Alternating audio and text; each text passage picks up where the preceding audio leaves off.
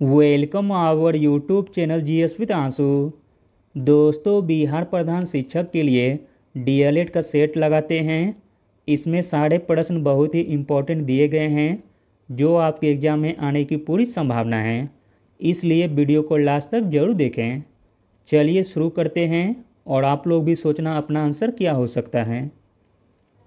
पहला प्रश्न है, सहकर्मी समूह सदस्यता को निम्न में से किस अवस्था के दौरान अधिक महत्वपूर्ण माना जाता है। तो दोस्तों, सहकर्मी समूह सदस्यता को किशोरा अवस्था के दौरान अधिक महत्वपूर्ण माना जाता है। अगला प्रश्न है, गांधी जी की बुनियादी शिक्षा की योजना में शिक्षण की अनुशंसित विधियां डैश की विचारधारा के समतुल है। तो दोस्तों, गांधी जी की बुनियादी शिक्षा की योजना में शिक्षण की अनुशंसित विधियां आदर्शवाद विचारधारा के समतुल है।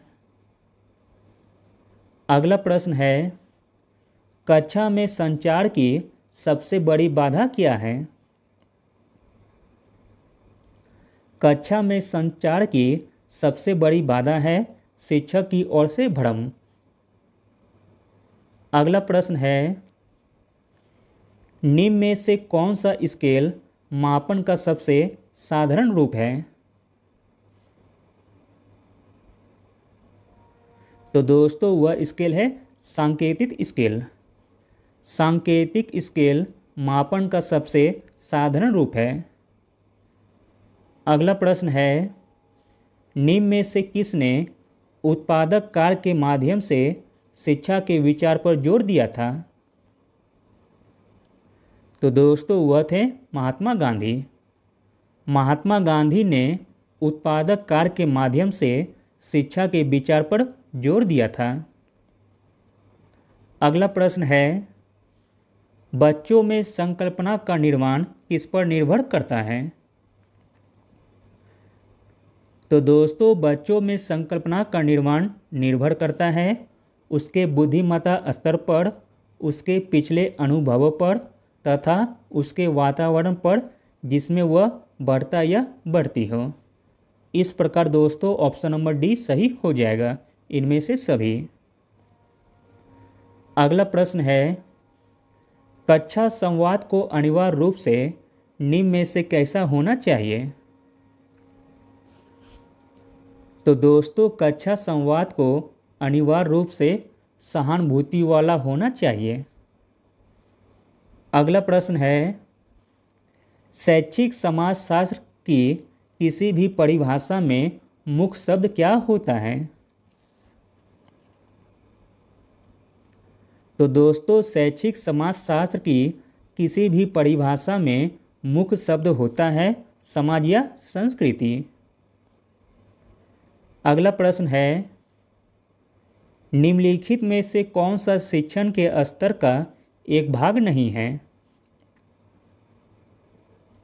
तो दोस्तों, शिक्षण के स्तर का एक भाग नहीं है, वह है खोजपूर्ण, जबकि विचारात्मकता, स्मृति तथा समझ यह तीनों शिक्षण के स्तर हैं।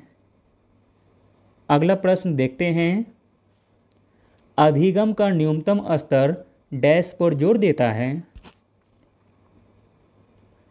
तो दोस्तों, अधिगम का न्यूनतम स्तर योग्यता आधारित शिक्षा पर जोर देता है। अगला प्रश्न है, निम्नलिखित में से कौन सी विधि का उपयोग बच्चों में रचनात्मकता को बढ़ावा देने के लिए किया जाता है। तो दोस्तों, वह विधि है मस्तिष्क उद्दीपन प्रक्रिया। अगला प्रश्न है, कक्षा में प्रेरणा की कुंजी है। तो दोस्तों, कक्षा में प्रेरणा की कुंजी है विषय वस्तु में निहित रुचि। अगला प्रश्न है, एक प्रभावी शिक्षक का सबसे महत्वपूर्ण गुण क्या है। तो दोस्तों, एक प्रभावी शिक्षक का सबसे महत्वपूर्ण गुण है एक अच्छा प्रेरक। अगला प्रश्न है, शिक्षा के संबंध में फ्रोवेल का सबसे महत्वपूर्ण योगदान उनका किसका विकास था?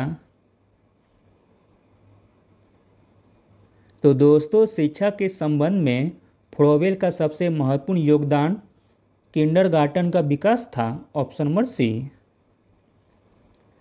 अगला प्रश्न है, यदि कोई बालिका नियमित रूप से स्कूल नहीं आती है तो आप क्या करोगे? तो दोस्तों हम करेंगे अभिभावक से मिलेंगे और उन्हें प्रोत्साहित करेंगे स्कूल आने को।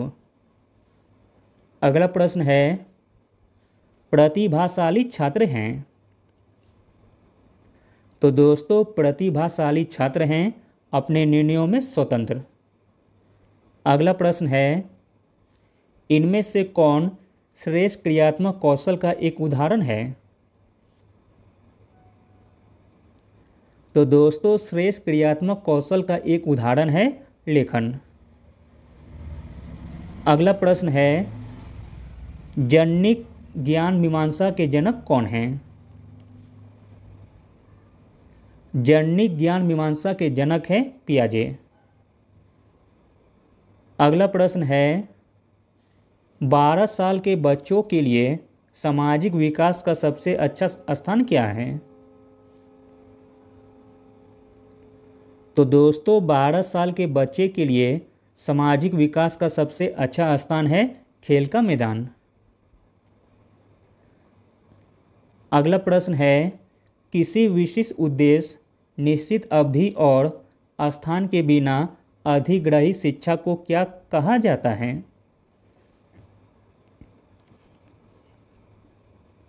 तो दोस्तों किसी विशिष्ट उद्देश्य, निश्चित अवधि और स्थान के बिना अधिग्रही शिक्षा को कहा जाता है अनौपचारिक शिक्षा।